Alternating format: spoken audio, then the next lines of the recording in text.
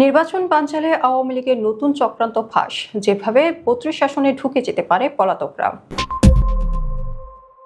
গেল বছরের ৫ August fascist Awami সরকারের পতনের পর ভারতের বিভিন্ন স্থানে আশ্রয় নেন দলটির প্রধান স্বৈরাচারী শেখ হাসিনা সহ বহু নেতা।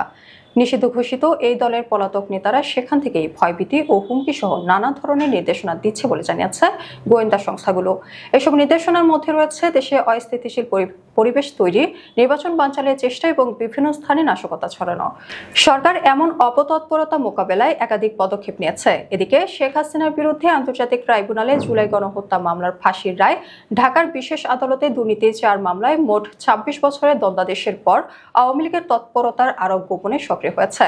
গোয়েন্দা প্রতিবেদনে বলা হয়েছে, আসন্ন জাতীয় সংসদ নির্বাচনকে প্রশ্নবিদ্ধ ও বাধাগ্রস্ত করতে পলাতক নেতারা সীমান্তবর্তী অন্তত ৩২টি আসনে প্রবেশের পরিকল্পনা করছে। সেসব এলাকায় ভয় দেখানো, সহিংসতা সৃষ্টি, সংখ্যালঘু ভোটারদের ভোট কেন্দ্রে যেতে বাধা দেওয়া এবং সন্ত্রাসী গোষ্ঠীকে ব্যবহার করে বিশৃঙ্খলা তৈরির ছক রয়েছে। প্রতিবেদন অনুযায়ী যশোর, কুষ্টিয়া, ঝিনাইদহ, পাবনা, চুয়াডাঙ্গা ও পার্বত্য এলাকার কয়েকটি আসনে চরমপন্থী ও সশস্ত্র গোষ্ঠীর তৎপরতা রয়েছে, যাদের ব্যবহার করে সহিংসতা ছড়াতে পারে আওয়ামী লীগ। সীমান্তবর্তী ৬২ আসনের মধ্যে ৩২টিতে সংখ্যালঘু জনগোষ্ঠীর হার ১০% বেশি। এই ভোট ব্যাংকে অস্থিতিশীল করে নির্বাচন প্রশ্নবিদ্ধ করার ঝুঁকি রয়েছে। রাজনৈতিক বিশ্লেষকদের মতে, ভারতে অবস্থানরত আওয়ামী পলাতক নেতারা সীমান্ত দিয়ে ঢুকে পড়ার চেষ্টা করতে পারে।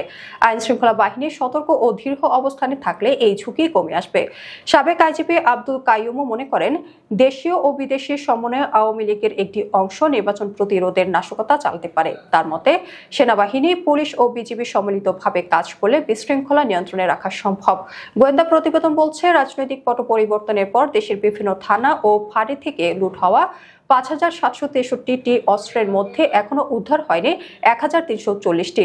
এছাড়া আওয়ামী সরকারের আমলে বৈধভাবে দেওয়া ১০,০০০-এর বেশি অস্ত্রের ৬৫৭টি ফেরত জমা পড়েনি।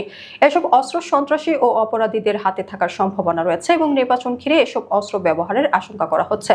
জুলাই অভ্যুত্থানের সময় পুলিশের ওপর হামলা, আসামি ছিনতাই সহ বিভিন্ন ঘটনায় পুলিশ সদস্যের মধ্যে ভীতি তৈরি হয়েছে, যা নির্বাচনকালে আইন শৃঙ্খলা রক্ষায় প্রভাব ফেলতে পারে। বিশ্লেষকরা মনে করেন, ভারতের সহযোগিতা, আওয়ামী লীগ সীমান্ত এলাকায় সহিংসতা, সশস্ত্র হামলা, এমনকি ভোট কেন্দ্রে অগ্নিসংযোগ করতে পারে। পাশাপাশি নির্বাচনে অংশ নেওয়া দলগুলোর মধ্যকার অভ্যন্তরীণ কোন্দলও সুষ্ঠু নির্বাচনের পথে বড় বাধা হতে পারে।